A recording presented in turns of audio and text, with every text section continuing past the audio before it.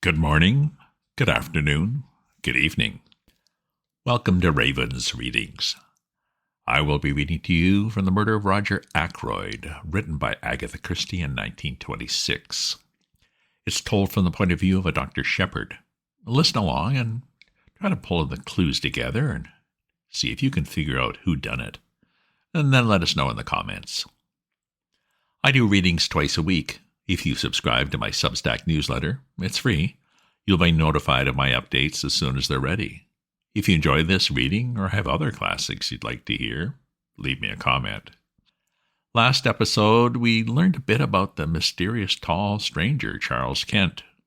From Kent, a fact that Poirot found significant.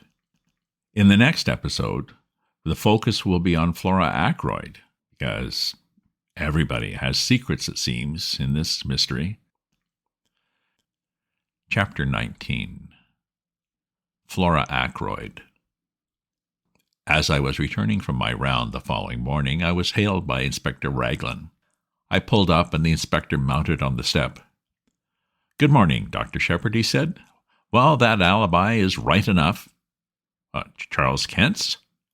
"Yes, Charles Kent's. The barmaid at the Dog and Whistle, Sally Jones, she remembers him perfectly.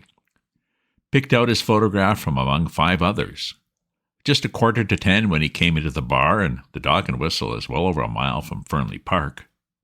The girl mentions that he had a lot of money on him, and she saw him take a handful of notes out of his pocket. Rather surprised her it did, seeing the class of fellow he was, with a pair of boots clean dropping off him.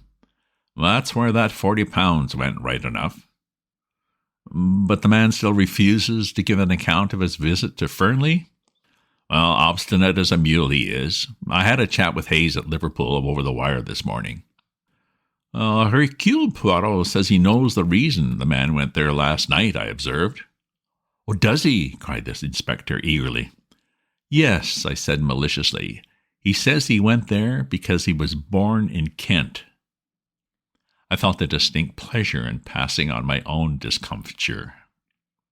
Raglan stared at me for a moment or two uncomprehendingly. Then a grin overspread his weaselly countenance, and he tapped his forehead significantly. "He's a bit gone here," he said. "I thought so for some time. Poor old chap, so that's why he had to give up and come down here. In the family, very likely. He's got a nephew who's quite off his crumpet." "Poirot has," I said, very surprised. "Oh, yes. Hasn't he ever mentioned it to you? Quite docile, I believe, and all that, but mad as a hatter, poor lad." "Who told you that?" And again a grin showed itself on Inspector Raglan's face. "Your sister, Miss Sheppard, she told me all about it." Really, Caroline is amazing. She never rests until she knows the last details of everybody's family secrets. Unfortunately, I have never been able to instill into her the decency of keeping them to herself. "Jump in, Inspector," I said, opening the door of the car. "We'll go up to the Larches together and acquaint our Belgian friend with the latest news." "Might as well, I suppose," said the inspector. "After all, even if he is a bit balmy, it was a useful tip he gave me about those fingerprints. He's got a bee in his bonnet about the man Kent, but who knows? Well, there may be something useful behind it." Poirot received us with his usual smiling courtesy. He listened to the information we had brought him, and nodding his head now and then. "Seems quite okay, doesn't it?" said the inspector rather gloomily. "A chap can't be murdering someone in one place when he's drinking in the bar at another place a mile away." "Are you going to release him?" asked Poirot. "Well, don't see what else we can do. We can't very well hold him for obtaining money on false pretenses. I can't prove a ruddy thing." The inspector tossed a match into the grate in a disgruntled fashion, and Poirot received it and put it neatly in a little receptacle designed for that purpose. His action was purely mechanical. I could see that his thoughts were on something very different. "If I were you," he said at last, "I should not release the man Charles Kent yet." "What do you mean?" Raglan stared at him. "I mean what I say. I should not release him yet." "You don't think he can have had anything to do with the murder, do you?" "I think probably not, but one cannot be certain yet." But haven't I just told you? Poirot raised a hand protestingly. May we, I heard. I am not deaf, nor stupid, thank the good God. But see, you approach the matter from the wrong premises. Is not that the word? The inspector stared at him heavily. I don't see how you make that out. Look here, we know Mr. Ackroyd was alive at 9:45. You admit that, don't you? Poirot looked at him for a moment and then shook his head with a quick smile. I admit nothing that is not proved. Well, we've got proof enough of that. We've got Miss Flora Ackroyd's evidence. That she said good night to her uncle? But me, I do not always believe what a young lady tells me. No, not even when she is charming and beautiful. But hang it all, man, Parker saw her coming out of the door. No, Poirot's voice rang out with a sudden sharpness. That is just what he did not see. I satisfied myself of that by a little experiment the other day. You remember, Doctor? Parker saw her outside the door with her hand on the handle. He did not see her come out of the room. But where else could she have been? Perhaps on the stairs. The stairs? That is my little idea, yes. But those stairs only lead to Mr. Ackroyd's bedroom. Precisely. And still the inspector stared. You think she'd been up to her uncle's bedroom? Well, why not? But why would she lie about it? Ah, that is just the question. It depends on what she was doing there, does it not? Oh, you mean the money? Hang it all, you don't suggest that it was Miss Ackroyd who took the £40? I suggest nothing, said Poirot. But I will remind you of this. Life was not easy for that mother and daughter. There were bills. There was constant trouble over small sums of money. Roger Ackroyd was a peculiar man over money matters. The girl might be at her wit's end for a comparatively small sum. Figure to yourself then what happens. She has taken the money. She descends the little staircase. When she is halfway down, she hears the chink of glass from the hall. She has not a doubt of what it is. Parker is coming to the study. At all costs, she must not be found on the stairs. Parker will not forget it. He will think it odd. If the money is missed, Parker is sure to remember having seen her come down those stairs. She has just time to rush down to the study door with her hand on the handle to show that he has just come out when Parker appears in the doorway. And she says the first thing that comes into her head, a repetition of Roger Ackroyd's orders earlier in the evening, and then goes upstairs to her own room. Yes, but later, persisted the inspector, she must have realized the vital importance of speaking the truth. Why, the whole case hinges on it. Afterwards, said Poirot dryly, it was a little difficult for Mademoiselle Flora. She is told simply that the police are here and that there's been a robbery. Naturally, she jumps to the conclusion that the theft of the money has been discovered. Her one idea is to stick to her story. When she learns that her uncle is dead, she's panic-stricken. Young women do not faint nowadays, monsieur, without considerable provocation. Eh bien, there it is. She is bound to stick to her story or else confess everything. And a young and pretty girl does not like to admit that she's a thief, especially before those whose esteem she is anxious to retain. Raglan brought his fist down with a thump on the table. I'll not believe it, he said. It's not credible. And you've known this all along? The possibility has been in my mind from the first, admitted Poirot. I was always convinced that Mademoiselle Flora was hiding something from us. To satisfy myself, I made the little experiment I told you of. Doctor Sheppard accompanied me. A test for Parker, you said it was, I remarked bitterly. Mon ami, said Poirot apologetically. As I've told you at the time, one must say something. The inspector rose. There's only one thing for it, he declared. We must tackle the young lady right away. You'll come up to Fernley with me, Monsieur Poirot? Oh, certainly. Dr. Sheppard will drive us up in his car. I acquiesced willingly. On inquiry for Miss Ackroyd, we were shown into the billiard room. Flora and Major Hector Blunt were sitting on the long window seat. Good morning, Miss Ackroyd, said the inspector. Can we have a word or two alone with you? Blunt got up at once and moved to the door. "Oh, what is it?" asked Flora nervously. "Oh, don't go, Major Blunt. He can stay, can't he?" she asked, turning to the inspector. "That's as you like," said the inspector dryly. "There's a question or two it's my duty to put to you, miss, but I'd prefer to do so privately, and I dare say you'd prefer it also." Flora looked keenly at him. I saw her face grow whiter, and then she turned and spoke to Blunt. "I want you to stay, please. Yes, I mean it. Whatever the inspector has to say to me, I'd rather you heard it." Raglan shrugged his shoulders. "Well, if you will have it so, that's all there is to it. Now, Miss Ackroyd, Monsieur Poirot here has made a certain suggestion to me. He suggests that you weren't in the study at all last Friday night, that you never saw Mr. Ackroyd to say good night to him, that instead of being in the study, you were on the stairs leading down from your uncle's bedroom when you heard Parker coming across the hall." Flora's gaze shifted to Poirot. He nodded back to her. "Mademoiselle," he said, "the other day when we sat round the table, I implored you to be frank with me. What one does not tell Papa Poirot, he finds out. It was that, was it not? See, I will make it easy for you. You took the money, did you not?"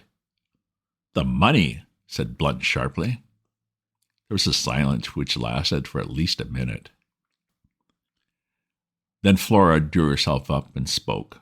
"Monsieur Poirot is right. I took that money. I stole. I am a thief, yes, a common, vulgar little thief. Now you know, I'm glad it has come out. It's been a nightmare these last few days." She sat down suddenly and buried her face in her hands.